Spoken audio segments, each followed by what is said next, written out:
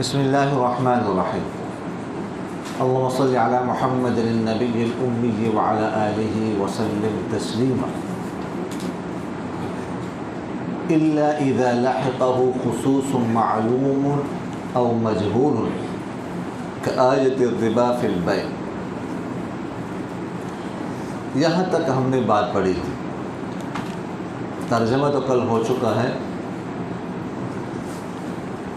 और बितफ़सील ही यहाँ तक तर्जमा कल हो चुका है।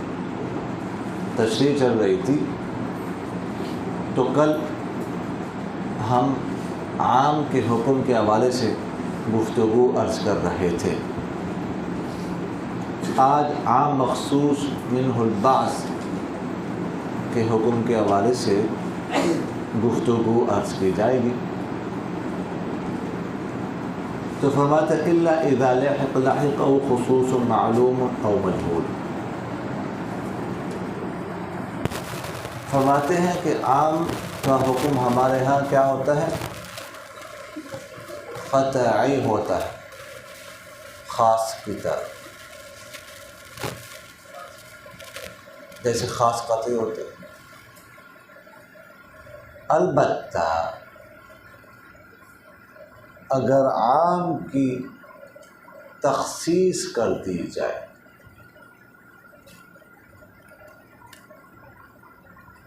आम से उसके बाद अफराद को ख़ास कर दिया जाए, तो उस सूरत में जो आम मख़सूस में बात होगा, हमारे यहाँ भी ज़न्नी बन जाता है। बिल इत्तिफ़ाक़ फिर यानी हमारा और शवाफ़ी के यहाँ वो ज़न्नी बनता है।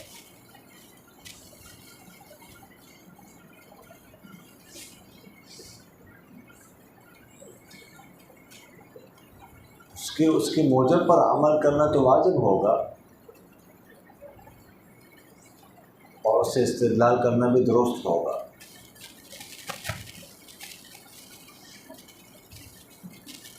लेकिन उनको क़तइयत का फ़ायदा नहीं देगा।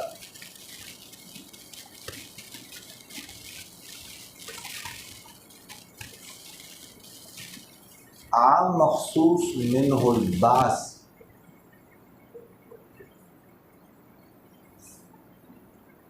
के हवाले से 4 मज़ाहिब हैं।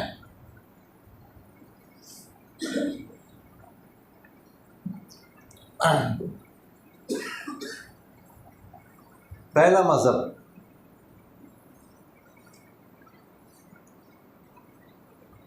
जमहूर हज़रात का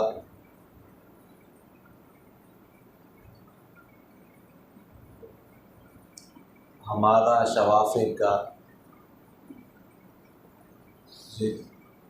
जमहूर फ़ुक़हा मुतकल्लिमीन का और मुसन्निफ़ रहमहुल्लाह के यही पसंदीदा है।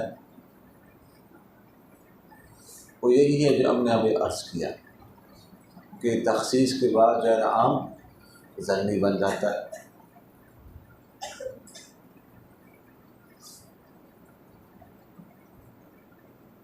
ख़्वा मुख़स्सिस मालूम हो या मजहूल।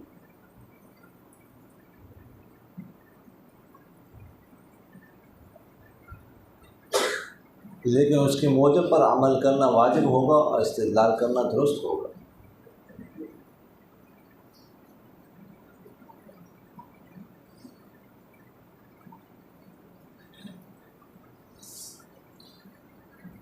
दूसरा मज़हब इमाम करख़ी और ईसा इब्न अबान रहमहुमुल्लाह का है।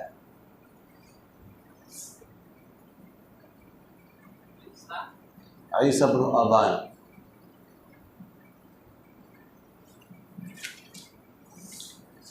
ये फरमाते हैं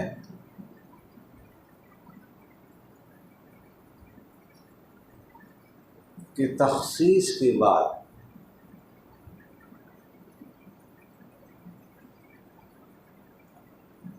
आम बिल्कुल साक़ित हो जाता है।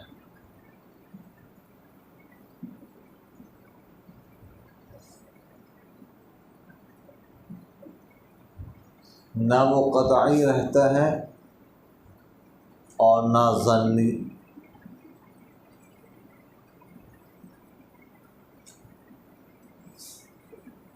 ना उसकी मौजब पर अमल करना दुरुस्त,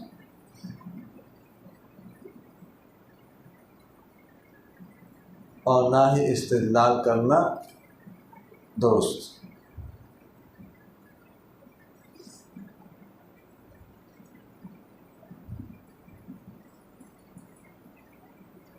ख्वाह मुखस्सिस मालूम हो या मजहूल हो।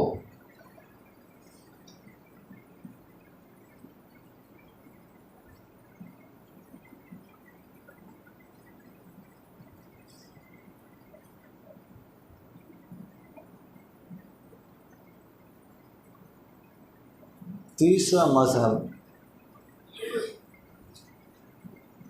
बाज़ हज़रात का है,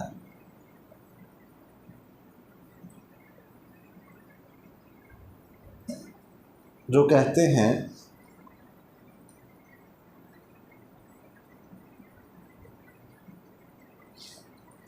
कि तख़सीस के बाद भी आम क़तई ही रहता है।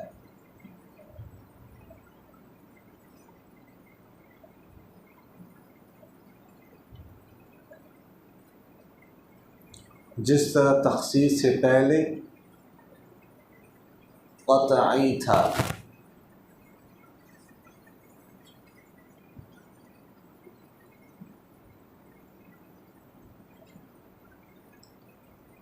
ख्वाह मुखस्सिस मालूम हो या मजहूल।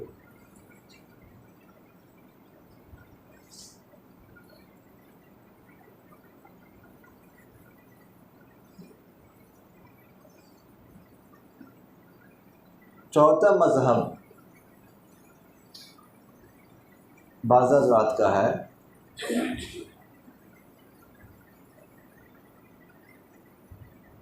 जो ये कहते हैं कि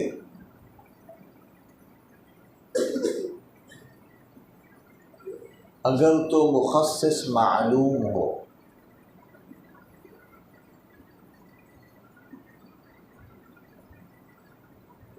फिर तो जिस तरह तख़सीस से पहले आम क़तई था,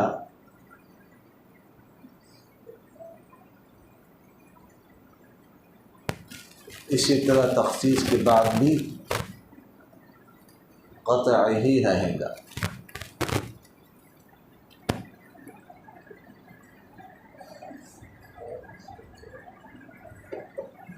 और अगर मुखस्सिस मजहूल हो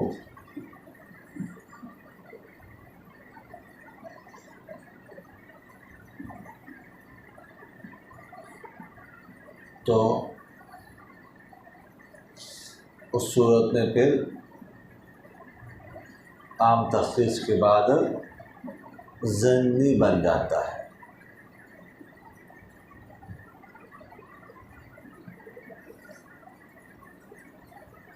यानी आखिरी मज़हब वालों ने मुखस्सिस मालूम और मजहूल का फ़र्क कर दिया, बाकी तीन मज़ाहिब में इसका फ़र्क नहीं है।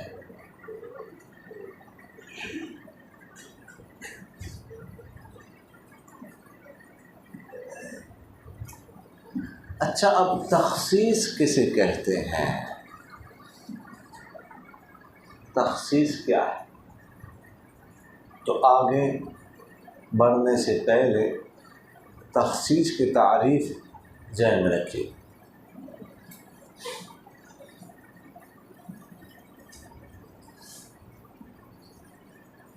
तख़सीस कहते हैं कि आम को उसके बाज़ अफराद पर कलाम मुस्तकिल मुत्तसिल के ज़रिए महसूर कर देना, ये तख़सीस है जी। दोबारा देख लीजिए, सुन लीजिए। तख़सीस कहते हैं कि आम को उसके बास अफराद पर कलाम मुस्तकिल मुत्तसिल के ज़रिए महसूर कर दे, इसको क्या कहते हैं? तख़सीस। अब तख़सीस में दो लफ्ज़ आए हैं जो कि काबिल वज़ाहत हैं। एक कलाम मुस्तकिल और दूसरा कलाम मुत्तसिल। कलाम मुस्तकिल किसे कहते हैं?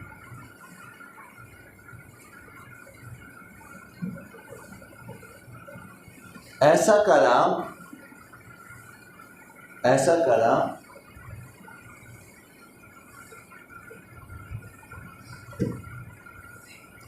जो अपना माना खुद अदा करे।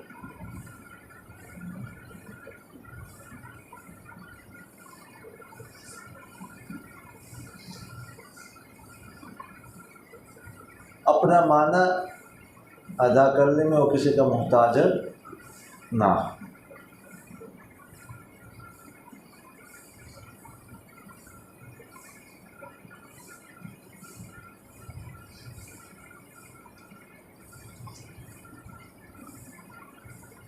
और मुत्तसिल किसे कहते हैं?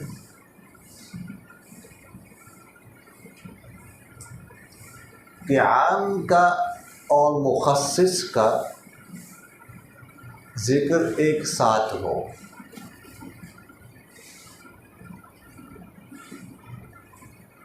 अलग अलग ना हो।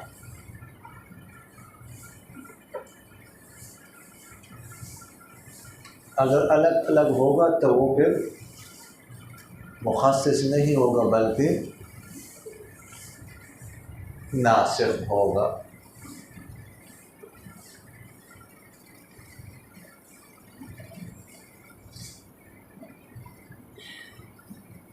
यहाँ तक बात समझ आ गई जी?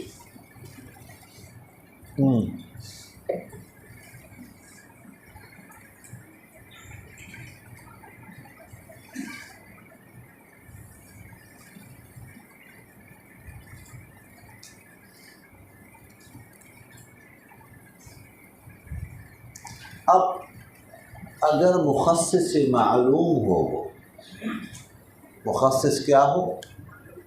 मालूम हो,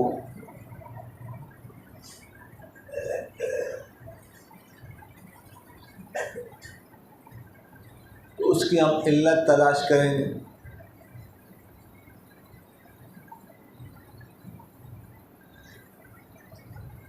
कि इन अफराद को ख़ास किया गया है आम के हुक्म से, आम के उमूम से। इसकी इल्लत क्या है?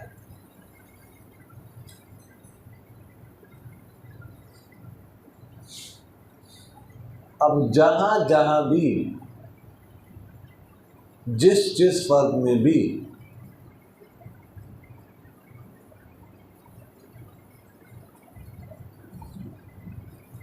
वो इल्लत पाई जाएगी,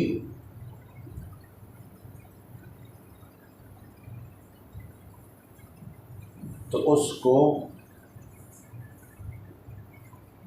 आम के हुक्म से ख़ास किया जाएगा।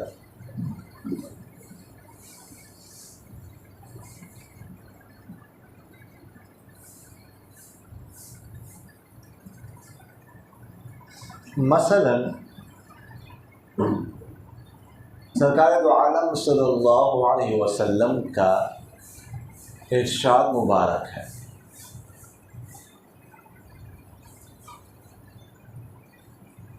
उक़्तुलुल मुशरिकीन, कि तुम मुशरिकीन को कत्ल कर दो।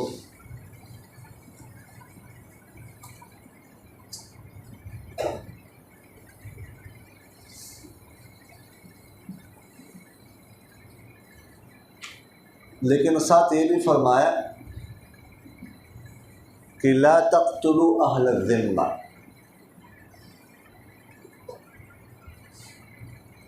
कि तुम ज़िम्मियों को मत कत्ल करना।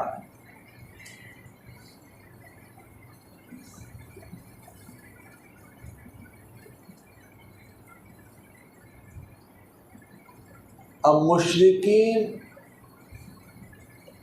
को कत्ल कर दो, मुशरिकीन आम हुक्म है, आम है ना, तमाम मुशरिकीन को शामिल।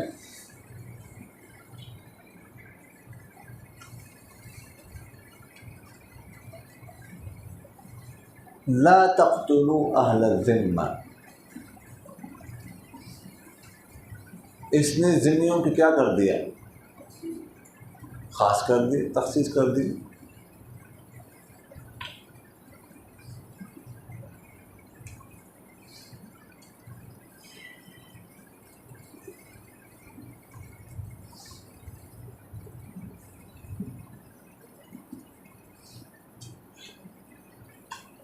समझ आ गई है।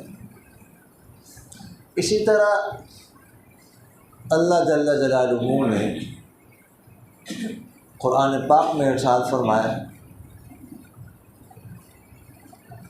कि फ़क़्तुलुल मुशरिकीन हैसु वजदतुमूहुम,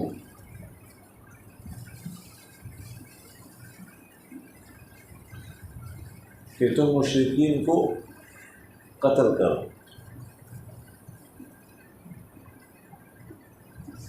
जहाँ कहीं भी उनको पाओ।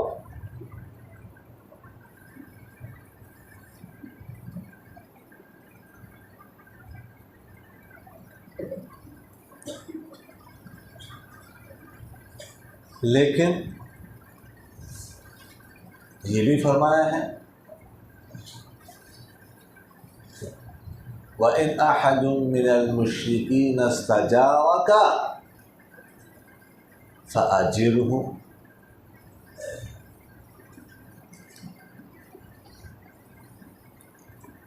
कि अगर कोई मुशरिक तुमसे पनाह मांगे, अल्हम्दुलिल्लाह यहदीकुमुल्लाह व युस्लिहु बालकुम, तो फ़अजिरहु, तो क्या कर, उसे पनाह दे दो।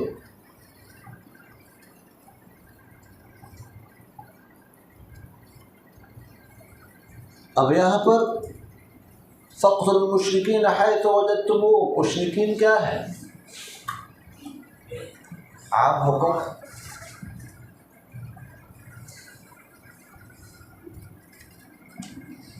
समझ आ रही कि नहीं आ रही?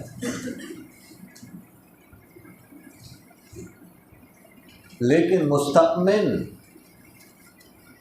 मुस्तमिन को जो पनाह चाहता है ना, पनाह मांगता है, उसको क्या कर दिए,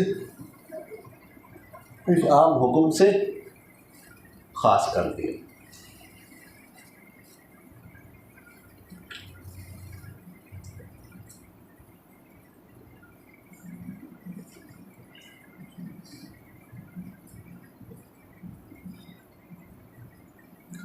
तो ये मुशरिकीन की कत्ल का जो हुक्म, के कत्ल मुशरिकीन का हुक्म क्या हो गया, आम मखसूस मिनहुल बास, ये आम है लेकिन बाज़ अफराद को ख़ास कर दिया गया है।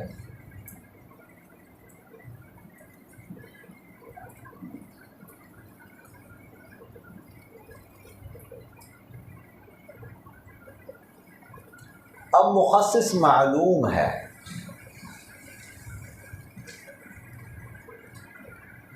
और हमने क्या अर्ज़ किया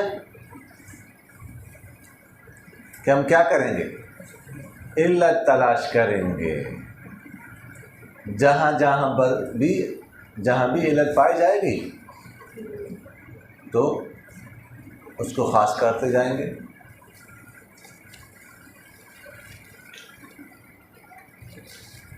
अब हमने गौर किया कि ज़िन्नियों को और मुस्तमिन को ख़ास क्यों किया गया है?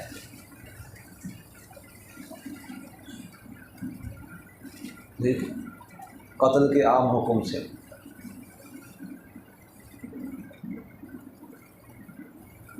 तो हमें ये मालूम हुआ, हम इस नतीजे पर पहुँचे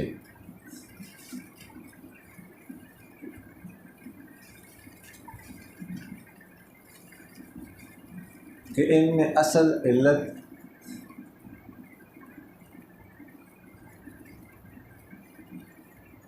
वो अजज़ अनिल हर्ब है, अजज़ अनिल क़िताल है।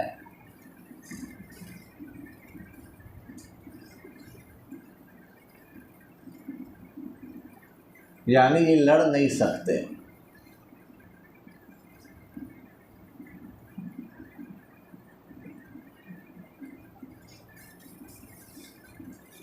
समझ आ गई?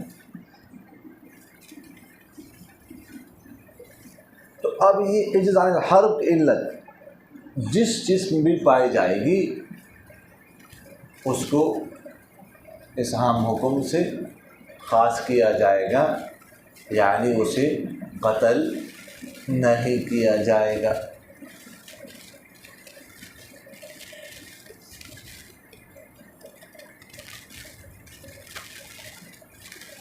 मिसाल के तौर पर बच्चा जो होता है, छोटा बच्चा, उसमें भी इल्लत पाई जा रही है ना, वो भी नहीं लड़ सकता, लिहाजा उससे भी क्या किया जाएगा? कत्ल नहीं किया जाएगा, इस हुक्म से ख़ास किया जाएगा। बूढ़ा बाबा जो लड़ ना सकता उसको भी क्या किया जाएगा? इस हुक्म से ख़ास किया जाए। औरत जी जो लड़ नहीं सकती उसे भी ख़ास किया जाए। माज़ूर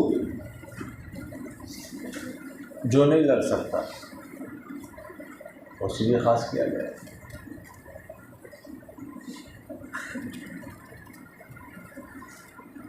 समझ आ गई कि नहीं? तो चूँकि इन अफराद में इल्लत पाई जा रही, लिहाजा इनको ख़ास करते रहेंगे, ख़ास किया जाएगा और इनको कत्ल नहीं किया जाएगा। समझ आ गई? और अगर मुखस्सिस मजबूर हो,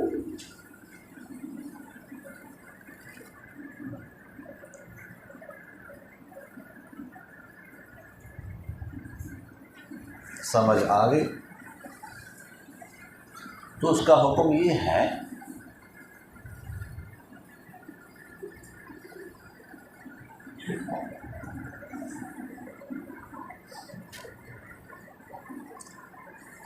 कि शारिया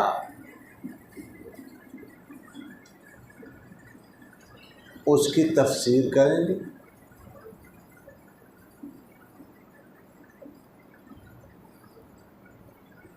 तफसीर के बाद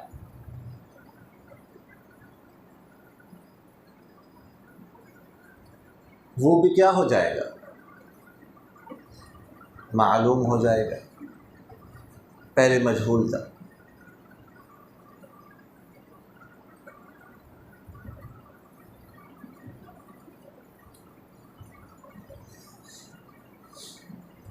जब वो मजहूल हो जाएगा,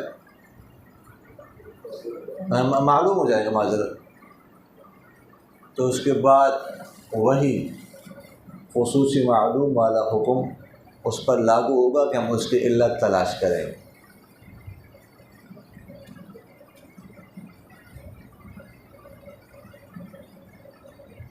उसकी इल्लत क्या करेंगे? तलाश करें। जहाँ जहाँ पर वो इल्लत पाई जाएगी उसको ख़ास करते जाएंगे।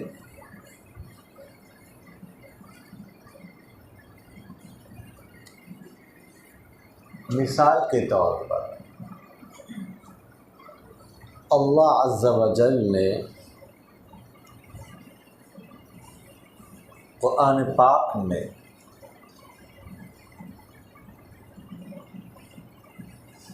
इरशाद फरमाया है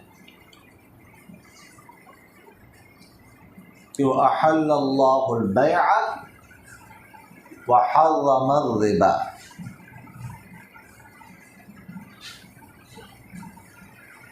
कि अल्लाह ताला ने बैअ को हलाल कर दिया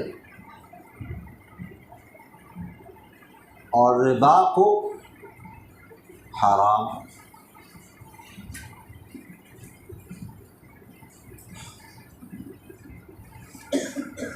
समझ आ रही कि नहीं आ रही?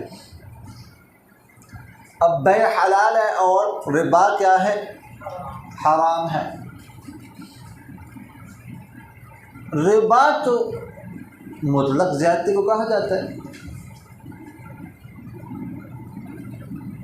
किसे कहते हैं? मुतलक ज़्यादती के साथ, मुतलक ज़्यादती की वो चीज़ बेचना।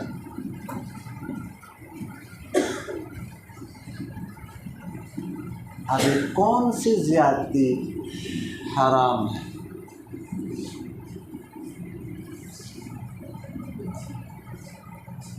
क्योंकि बैअ में भी क्या होता है? बैअ में भी तो ज़्यादती होती है। ज़्यादती के साथ एक चीज़ को बेचा जाता है। अगर मुतलक ज़्यादती हराम है फिर तो बैअ को भी क्या होना चाहिए? हराम होना चाहिए। समझ आ रही कि नहीं आ रही? फिर तो बैअ का दरवाज़ा क्या हो जाएगा? मसदूद हो जाएगा, बंद हो जाएगा।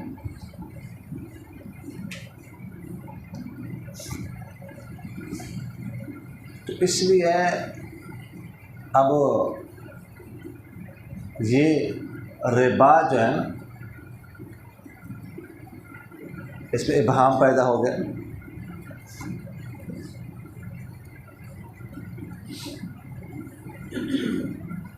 कि कौन सी ज़्यादती है जो कि हराम और कौन सी ज़्यादती है जो कि हलाल है।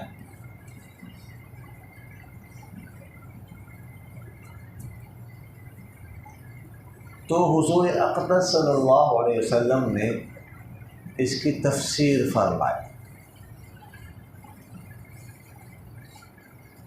क्या फरमाया? तफसीर फरमाई। अशिया सिद्दा अल हिंततु बिल हिंतति वश्शईरु बिश्शईरि वत्तमरु बित्तमरि वल मिल्हु बिल मिल्हि वज़्ज़हबु बिज़्ज़हब वल फिज़्ज़तु बिल फिज़्ज़ति मसलन बिमसलिन यदन बियदिन वल फ़ज़्लु रिबा।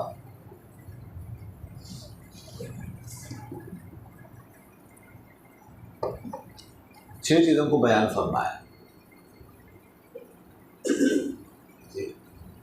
कि ये अगर ये छह चीज़ें हों और इनका आपस में तबादला हो रहा हो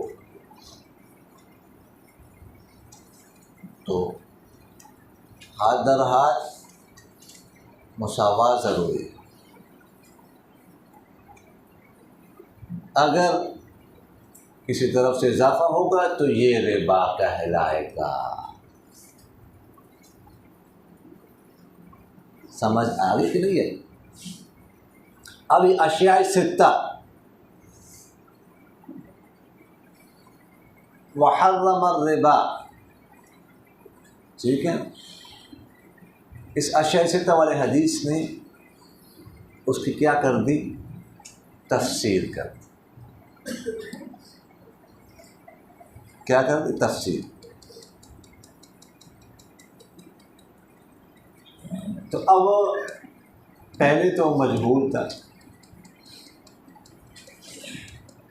लेकिन तफसीर के बाद क्या हो गया, वो मालूम बन गया।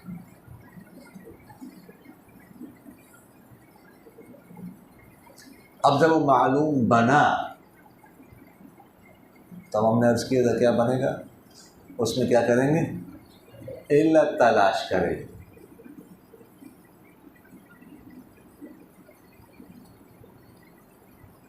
समझ आ गई, जहाँ जहाँ पर भी इल्लत पाई जाएगी उसको पास करेंगे।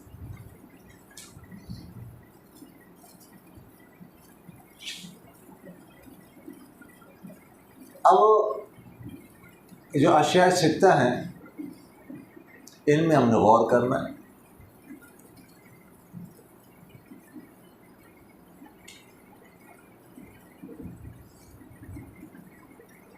कि इनमें इल्लत क्या है।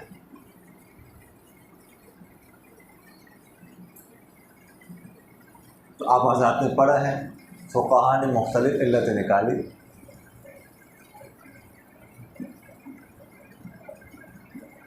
तो अहनाफ क्या इल्लत क्या है रिबा, कदर माइनस, अब लिख नहीं रहे जी, कदर माल जिन्स। अब जहाँ चाह पर भी ये इल्लत पाई जाएगी तो वो उन अफराद पर क्या होगा, रिबा का हुक्म लागू होगा।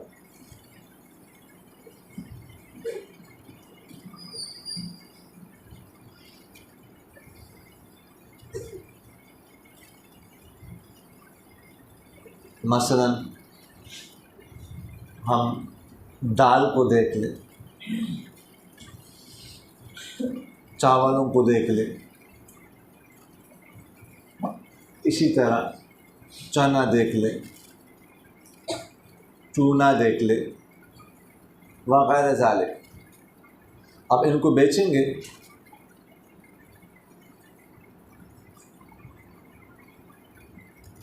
तो बराबर ज़रूरी है, वरना ज़्यादती क्या कहलाएगी, रिबा, सूद। समझ आगे के लिए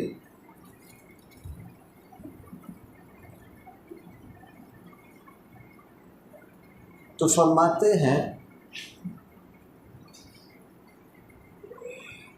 यही इन्होंने बताया कि फ़हीनइज़िन युजिबुल हुक्म अला तजव्वुज़ अन यज़हरल खुसूस फ़ीही बितअलीलिही और बितफ़सीलिही। बितअलीलिही का ताल्लुक़ किसके साथ है, खुसूसी मालूम के साथ, और बितफ़सीलिही का ताल्लुक़ किसके साथ है, खुसूसी मजहूल के साथ। तो फरमाते कि तख़सीस के बाद वो ज़न्नी बन जाता है, उस पर अमल करना दुरुस्त है, उसके मुझे पर अमल करना वाजिब है, इस्तिदलाल करना दुरुस्त है। इसकी वजह ये है, इसकी वजह ये है कि मुख़स्सिस मालूम हो या मजहूल हो, अपने हुक्म के एतबार से वो इस्तिस्ना के मुशाबिह होता है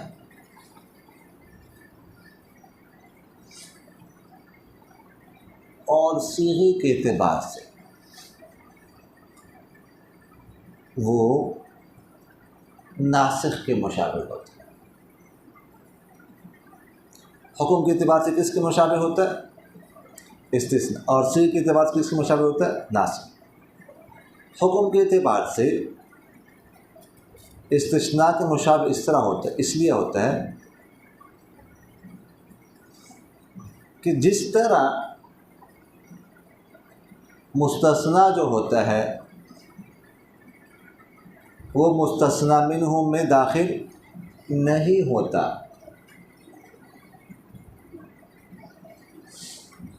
इसी तरह मखसूस जिसको ख़ास कर दिया जाए वो भी आम के हुक्म में दाखिल नहीं होता।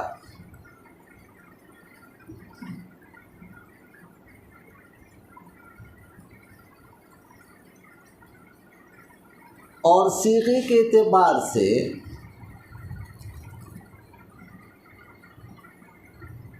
नासिख के मुशाबे इसलिए होता है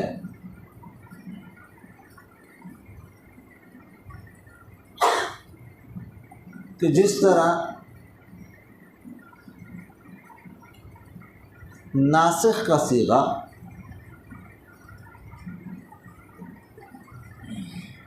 मुस्तकिल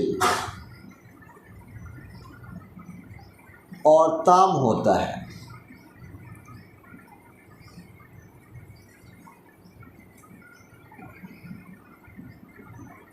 इसी तरह मुखस्सिस का सीगा भी क्या होता है, मुस्तकिल और ताम होता है।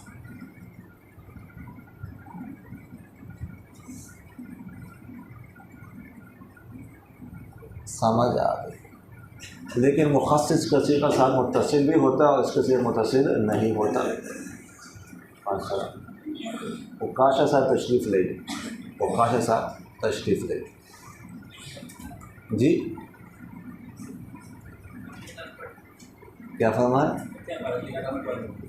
अच्छा चलो ठीक।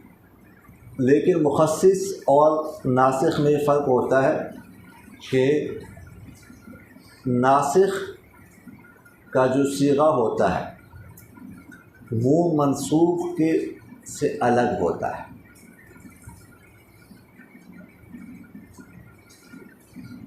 मुत्तसिल नहीं होता। लेकिन मुखस्सिस का जो सीगा है, हमने तखसीस की तारीफ़ में क्या पढ़ा कि वो क्या हो, तखसीस किसे कहते हैं, आम को उसके बाद अफराद पर मुस्तकिल मुत्तसिल के ज़रिए से क्या कर दें, ख़ास महसूर कर दें, ये तखसीस है। तो ये दोनों फ़र्क समझ आ गई कि नहीं आए? वमा अलैना इल्लल बलाग।